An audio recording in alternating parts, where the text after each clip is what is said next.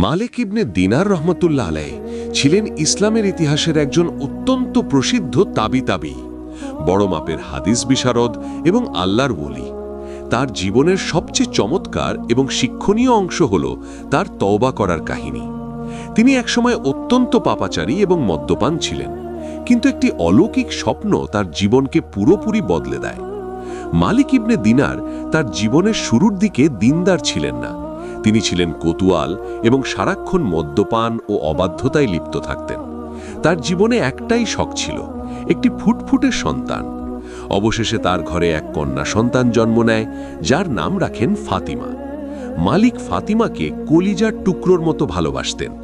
যখনই তিনি মদের পেয়ালা হাতে নিতেন, ছোট্ট ফাতিমা এসে তার হাত থেকে পেয়ালা কেড়ে নিত অথবা জামায় মদ ঢেলে দিত। মেয়ের এই ভালোবাসার কারণে মালিকের মনে পরিবর্তনের মৃদু হাওয়া বইতে শুরু করেছিল। কিন্তু মালিকের এই সুখ বেশি দিন স্থায়ী হল না। ফাতিমার বয়স যখন মাত্র 2 বছর, তখন সে মারা যায়। মেয়ের মৃত্যুতে মালিক ভেঙে পড়েন এবং শোক ভুলতে গিয়ে আরও বেশি করে মদ্যপানে ডুবে যান। এক রাতে তিনি এত বেশি মদ পান করেছিলেন যে জ্ঞান হারিয়ে গভীর ঘুমে আচ্ছন্ন হয়ে পড়লেন। তখনই তিনি সেই ভয়াবহ ও অদ্ভুত স্বপ্নটি দেখেন। স্বপ্নে তিনি দেখলেন কিয়ামত কায়েম হয়েছে, সমস্ত মানুষ আতঙ্কে ছোটাছুটি করছে। হঠাৎ তিনি দেখলেন এক বিশালাকার অজগর সাপ হাঁ করে তাকে গিলে ফেলার জন্য ধেয়ে আসছে। মালিক প্রাণ ভয়ে দৌড়াতে শুরু করলেন। দৌড়াতে দৌড়াতে তিনি এক দুর্বল বৃদ্ধ লোককে দেখতে পেলেন। মালিক সাহায্য চাইলেন, কিন্তু বৃদ্ধ বললেন, আমি খুবই দুর্বল, তুমি ওই পাহাড়ের দিকে যাও, হয়তো সেখানে কোনো আশ্রয় পাবে। মালিক পাহাড়ের দিকে দৌড়ে গেলেন এবং দেখলেন সেখানে ছোট ছোট শিশুরা খেলা করছে। এক শিশু চিৎকার করে বলল, ফাতিমা, দেখ তো, তোর বাবা বিপদে পড়েছে। অমনি তার ছোট্ট মেয়ে ফাতিমা এগিয়ে এলো এবং এক হাত দিয়ে অজগরটিকে তাড়িয়ে দিল।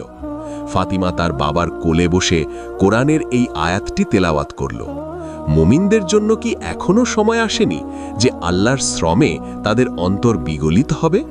সূরা আল হাদিদ 16। মালিক কাঁদতে কাঁদতে জিজ্ঞেস করলেন, মা, ওই সাপটা কি ছিল? ফাতিমা উত্তর দিল, অজগর সাপটি আপনার করা সেই পাপ কাজ, যা এত শক্তিশালী হয়েছিল যে আপনাকে গিলে ফেলতে চেয়েছিল। দুর্বল বৃদ্ধ লোকটি আপনার করা সামান্য নেক আমল, যা আপনার পাপের তুলনায় এতই দুর্বল ছিল যে আপনাকে রক্ষা করতে পারছিল না।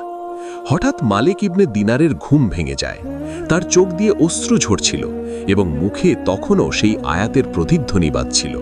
তিনি তখনই তওবা করলেন, মদের মটকা ভেঙে ফেললেন এবং অজু করে মসজিদে চলে গেলেন।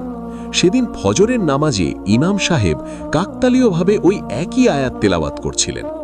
এরপর থেকে মালিক ইবনে দিনার নিজেকে আল্লাহর ইবাদতে এমনভাবে সঁপে দেন যে তিনি তার সময়ের অন্যতম শ্রেষ্ঠ ওলিতে পরিণত হন। এই ঘটনাটি আমাদের শেখায় যে আল্লাহর রহমত থেকে কখনো নিরাশ হওয়া উচিত নয়। সন্তানদের প্রতি সঠিক ভালোবাসা মানুষকে সঠিক পথে ফিরিয়ে আনতে পারে। তওবার দরজা মৃত্যুর আগ পর্যন্ত সব সময় খোলা থাকে।